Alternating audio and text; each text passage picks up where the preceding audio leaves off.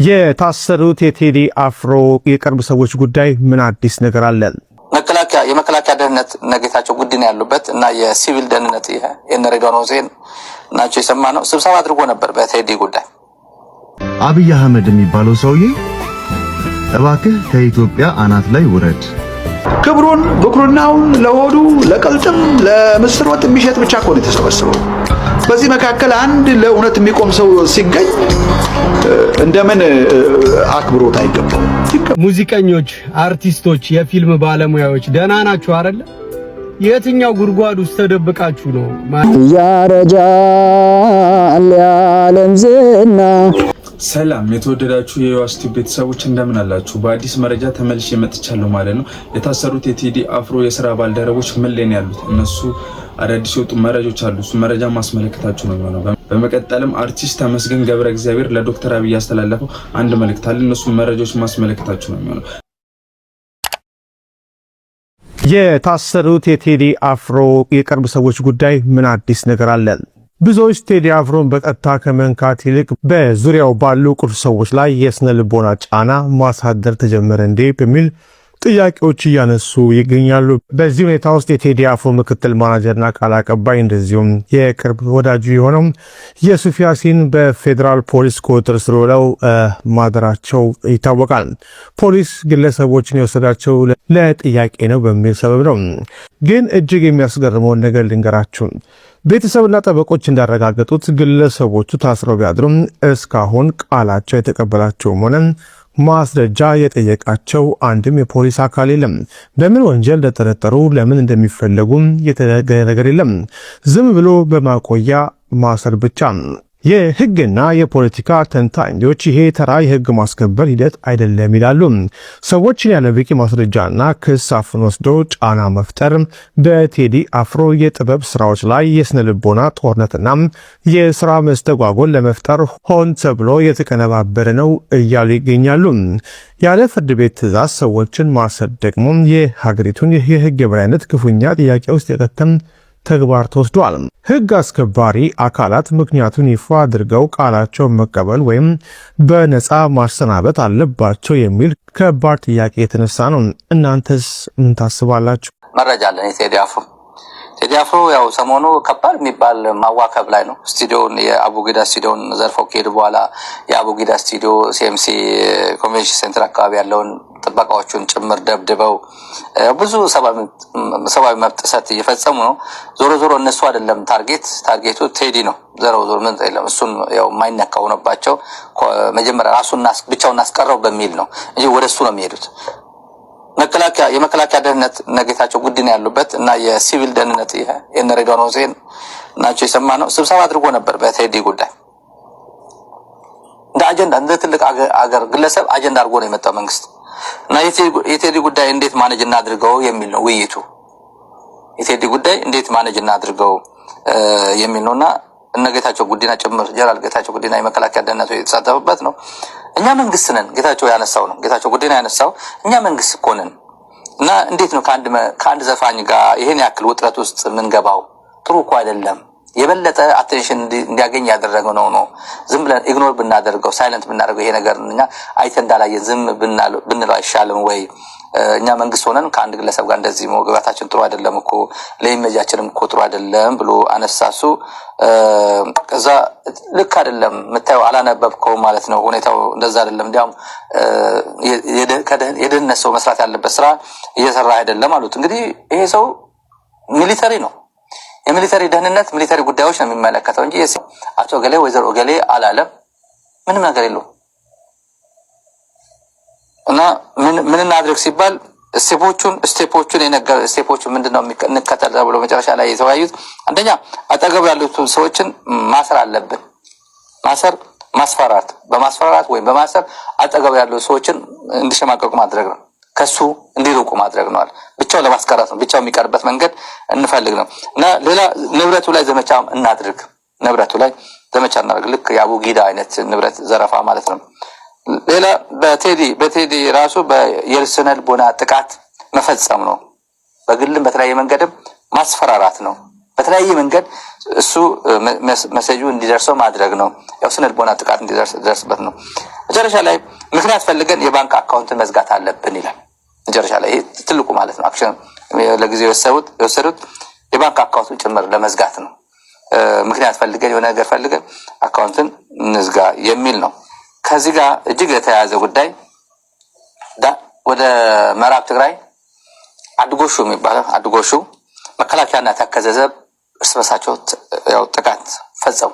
አንዱን ገደለ። ምክንያቱ ደግሞ የቴዲ አፍሮ ዘፈን ነው። ቴዲ አፍሮ ዳስጣል የሚለው ዘፈን ነው። እንግዲህ ዳስጣል አንደኛው መደመጥ የለበትም አንደኛው መደመጥ አለበት የሚል ማን እንደሆነ አይታወቅም፣ እስካሁን አላጣራ ነው። ግን በዋናው ምክንያት ዳስጣል የሚለው የቴዲ አፍሮ ዘፈን በአንድ አካባቢ የነበሩት ይሄ የመከላከያ ለመደበኛ ኢትዮጵያ የብርሃኑ ጁላ ጦር የምንለው እሱና የተከዘዘብ የሚባለው የኦህዴድ የሚያደራጀው ጦር እነሱ እርስ በርሳቸው ተዋግተው 8 ተገሏል፣ 17 ቆስሏል። 17 ታጣቂዎችም ከመከላከያም ከዚህም 17 ቆስሏል፣ 8 ሞቷል። ክብሩን ብኩርናውን ለሆዱ ለቀልጥም ለምስር ወጥ የሚሸጥ ብቻ እኮ ነው የተሰበሰበው። በዚህ መካከል አንድ ለእውነት የሚቆም ሰው ሲገኝ እንደምን አክብሮት አይገባው ይገባዋል። እና በናአት ላይ እያረረ ሆዴ ብስቅ በማሽላ ዘዴ ናት አደም ይለኛል ደግሞ በነኡኡ ሬጌ ና ከኛ ጋር ግርም ያለ ጊዜ ሆነ ሰዓቱ በዳንኪራው ደምቆ በምቱ ለደቂቃም አይቆይ በስልቱ ቦግልም እያለ መብራቱ ናአት ላይ ያለ ነው። ወይም ስለምንድን ነው የሚያወራው ቴዲ አፍሮ? አብይ አህመድ እንደመጣ የነበረው ቻቻታ ፌስታው። ምክንያቱም አብይ አህመድ ህዝቡን ኢትዮጵያ በሚል ቀጣፊ ምላሱ ህዝቡን ያታለለበት ዘመን ነው። በዛ ጊዜ ያለው በቃ ነው ከሰማይ ወረደልን ሙሴ መጣልን ያለው ፔንቴኮስቴ በልጭልጭ ቢሆን ዳሱ ማሊታደም ከድግሱ የህዝብን ኮዝ ሶሻል ጀስቲስን ፕራዮሪቲው አድርጎ የተነሳ ሰው ነው። ይሄ ዘፋኝ ነው ብሎ በእውነት ቴዲ አፍሮን በዛ መወሰን ፌር አይመስልም። በየአልበሙ ያሉትን መልእክቶች ደግሞ ስትሰሙ ወንጌል ናቸው። ወንጌል ማለት ያ ፍቅር ያሸንፋል። በቃ ፍቅር ማን ነው? ፍቅር ኢየሱስ ነው። ፍቅር እግዚአብሔር ነው።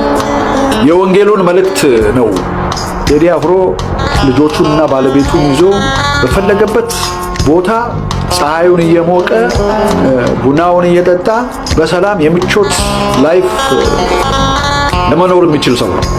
ኢኮኖሚካሊም ብናየው ማለት ነው የህዝብ ፍቅር አለው። ምንም የሚያሻኩተው ነገር የለም።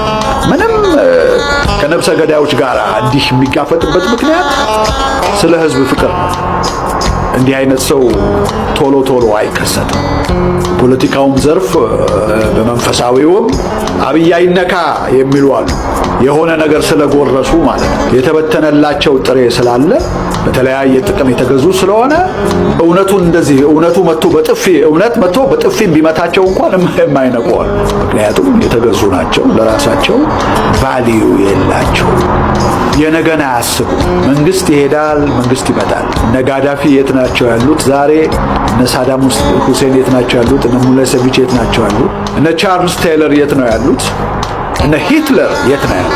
ሁሉም የሚገርማቸው እነኚህ የጠቀስኳቸው አምባገነኖች በሙሉ አሰቃቂ ሁኔታ ነው ህይወታቸው ያለፈ።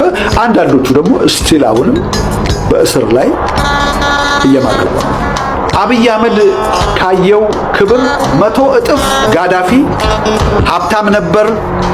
የነበረበት ፖዚሽን የተፈራ ነበር። ሪኮግናይዝድ የሆነ ነበረ።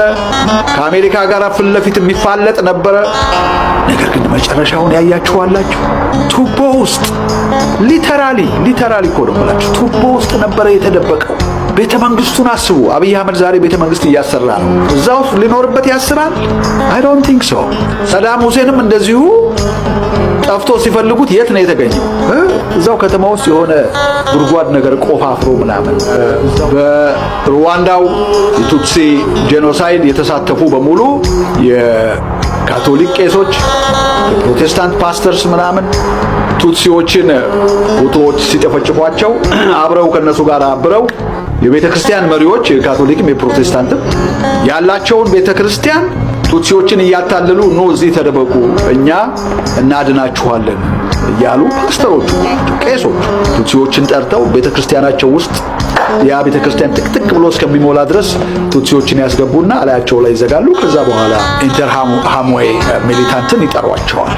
you can come and finish them now እና የሁቱ ሰራዊት ይመጣል። የተቆለፈውን የቤተ ክርስቲያን በር በቡልዶዘር በውስጥ የተደበቁትን ቱትሲዎች እንዳለ በእሳት ሃይማኖተኞችና ሃይማኖቶች over the last 80-90 years of the world history ሃይማኖተኞች የሃይማኖት መሪዎች ምን ነበረ ሚናቸው? በአምባገነኖች ጭፍጨፋ ጊዜ ግፍ በተሰራባቸው ዘመናት እነ ሆሎኮስትን ስናስብ፣ የቱትሲዎችን ጭፍጨፋ ስናስብ፣ የዩጎስላቪያውን የእስላሞች ጭፍጨፋ ስናስብ፣ ዛሬ ደግሞ ከዛ ተሻግረን ወደ ሀገራችን መተን ከአምባገነኖቹ ጋር ተለጥፈው በለው ሲሉ ነበር። በሰላሙ ጊዜ ነብስ አባትህነን ፓስተርህነን ቄስህነን ይሉ የነበሩ በሙሉ ማለት ክፉ መንግስት መጥቶ ህዝብ ሲያልቅ ከገዳዩ መንግስት ጋር አብረው ታዳሚዎች ተቋዳሾች።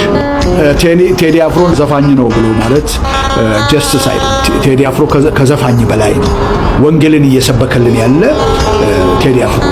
ቴዲ አፍሮ የዘመኑ መጥምቁ ዮሐንስ ቴዲ አፍሮ የመንግስትን የአስተዳዳሪዎችን ስህተት ተሳስተሃል ብሎ እዛው መካከላቸው ሆኖ ለመናገር የደፈረ ሰው ማለት ነው። ስንቶቻችን ነን አሜን አሜሪካ፣ ሌላውም ዩጋንዳ ተሸሽጎ ነው። ከኢሚዲየት ዴንጀር ራሳችንን ገለል አድርገን ነው መንግስት ላይ የምንናገር። ምንም ብዙ ኢምፕረስ የሚያደርግ ነገር አይደለም። በጣም ኢምፕሬሲቭ ማን ነው እንደ ቴዎድሮስ እንደ ቴዲ አፍሮ አይነት እዛው እሳት ውስጥ ሆኖ ቤተሰብ እያለው ልጆቹን ሳያሸሽ እንደዚህ አይነቱን እንዴት ነው ጭንቅላት? ሙዚቀኞች፣ አርቲስቶች፣ የፊልም ባለሙያዎች ደህና ናችሁ አይደል? የትኛው ጉድጓድ ውስጥ ተደብቃችሁ ነው? ማለቴ እንግዲህ ከቴዲ አፍሮ ጋር ቁሙ አይደለም አሁን እኔ ጥያቄ። መንግስት ጥበብን ነው የደፈራት በባዶ ማለት ነው። ምንድነው እየጠበቃችሁ ያላችሁት? ምንድነው ነው ነግበኔ እኮ ከዚህ ልጅ አጠገብ የማትቆሙ ከሆነ ላይክ ለሙያው ክብር የላችሁም ማለት ነው። ለገንዘብ ነው የምትሰሩት ማለት ነው። ገባችሁ? ከዛ ደግሞ ዝቅ ትሉና እኛ ተርፋችን እኮ ህዝብ ነው ምናምን ነገር ብለ ደግሞ ነገ ደግሞ ወይ በርዳታ መልክ ትመጣለህ ምናምን ነገር ከዛ ልትረዳ ተው እንጂ። ከዛ አንተ ነገ ሲንግል ሙዚቃ ለቀህ እኛ ልናዳምጥ ያንተን ሙዚቃ ማለት ነው።